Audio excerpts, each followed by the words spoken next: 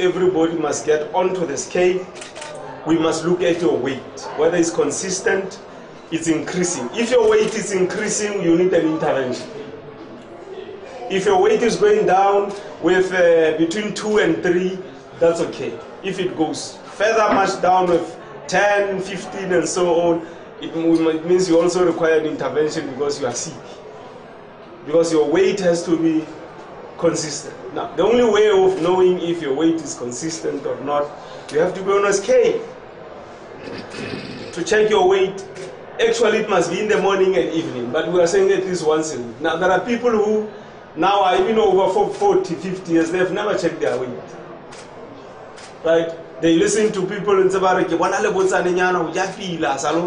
so now, those things are common sense science, which is used in the street. So we don't want our people to. So we want to build a healthy society. We have to do that. 3, you must eat healthily. Now, our people are poor. Sometimes they can't buy this relevant food that correspond with their blood type in order to maintain life according to body mass index. That is why from the Department of Rural Environment and Agricultural Development, we are encouraging our people to plant their own vegetables so that they don't have to go and buy food. But rather, most of the things that you consume, you plant them at home. People have got boreholes in their yards, but they buy purified water. Why? They must do their own purification of water. Africans and black used to do water purification when there was no technology that is advanced. They were boiling the water. That water is purified when it's boiled. So in the meantime, you can boil the water if you don't have filters. But if you've got the capital, put a filter in your borehole. You can even not just consume the water, you can also package the water as a small entrepreneur and call it Molebati, distilled water, and distribute it, the family, and then it is the market. You sell it to the market. So those are the things we were emphasizing today to say HIV and AIDS is not just about improved, consistent sexual behavior, right? It's much bigger than that, HIV and AIDS. It must be 360 degrees program. That's why in it, we want to include industrialization. HIV and AIDS has to go with industrialization. To say everything that we use and consume to deal with HIV and AIDS, we must produce it. From drugs, up to condoms, up to whatever. Sanitary towels, why can't we produce them? For women. And who said those factories can't be in townships and small dorpies and villages?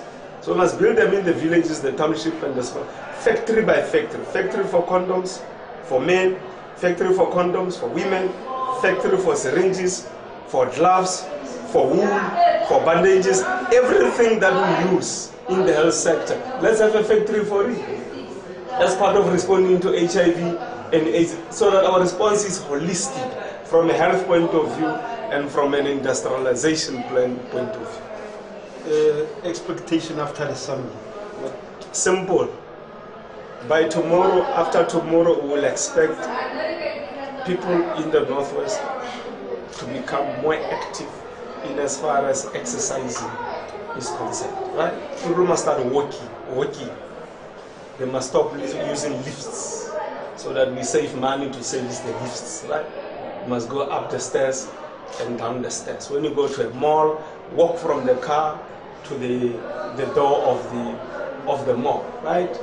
When we wake up in the morning, do a 15 to 20 minutes exercise. You don't need to go to the gym, because people say you must subscribe to the gym and so no, you don't need those things. In your bedroom, you can do sit-ups, you can do push-ups, you can do stationary running, using your own body to exercise. And so we think our people must become more active, right? Secondly, they must be aware of them having to engage in producing their own healthy food. Spinach takes 21 days to grow. So you can plant your spinach, plant your carrots, plant your beetroot, plant your potato, sweet potato, ordinary potato, produce your own healthy water. All those things you can do them in your yard. Chilies, you can plant it in your yard. You don't have to go and get it from Supra. Just plant it in your yard and then you eat chilies. Chilies breaks fat if you eat chilies. Right? You do that. You can plant ginger in your yard and you eat it fresh. Now we are consuming ginger from China. Do Chinese ginger tea. Right? So we think that our people from tomorrow, they must be aware of those things. From here, we are going to the schools for awareness campaigns in the schools. We must intervene in every child, not only on HIV and AIDS. Many of our people, I went to one primary school last week, I could see that they've got a problem of vision, some of the kids there. But nobody has checked them. That's why I'm saying it must be an all-round 360-degree solution. We must supply scales to the schools, to all the offices in government, at the clinics. We must make sure that people's weights are checked. And from there, we must then monitor the life expectancy if it's increasing. We must reduce the number of people who have got high blood pressure. It's very easy. We must reduce the number of people who've got sugar, diabetes. We must reduce the number of people who have got cholesterol. To manage those things, if you manage them well, and everybody else is involved, the campaign is from the 10th to the 20th of every month. It's going to be exciting here in the province, and people who are going to heal, because this is reconciliation, healing and renewal, they'll be coming to your television, your newspapers to say, I was like this before the campaign, and now I've improved.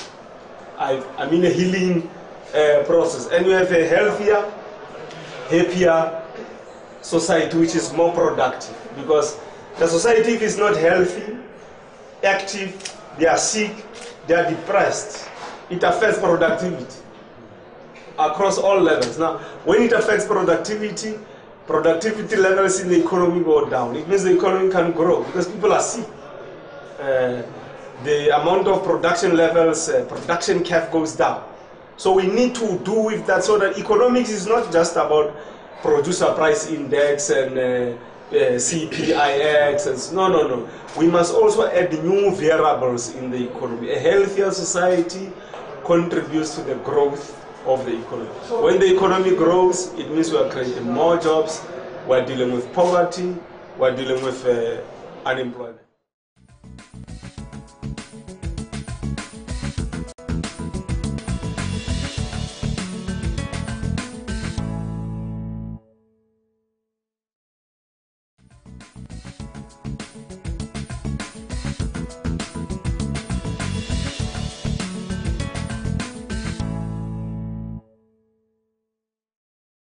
We have embarked on a program to make sure that as part of increasing life expectancy in the province in line with the National Development Plan, we embark on a healthy living lifestyles.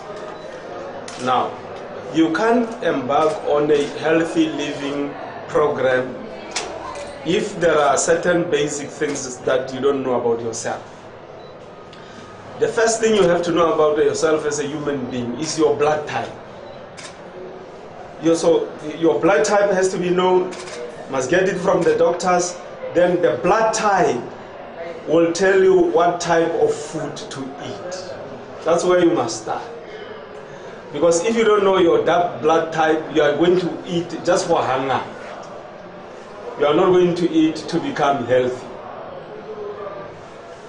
So that we can align the two. So we're going back on that program to make sure that every member of society knows their blood type.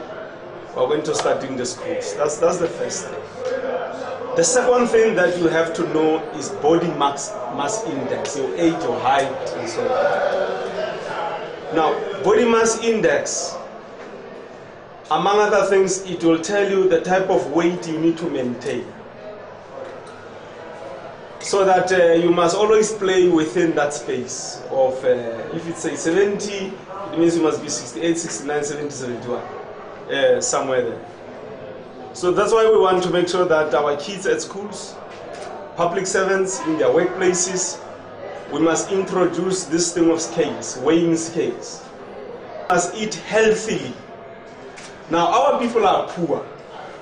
Sometimes they can't buy this relevant food that correspond with their blood type in order to maintain life according to body mass index. That is why from the Department of Rural Environment and Agricultural Development, we are encouraging our people to plant their own vegetables so that they don't have to go and buy food, but rather most of the things that you consume, you plant them at home. People have got boreholes in their yards, but they buy purified water. Why?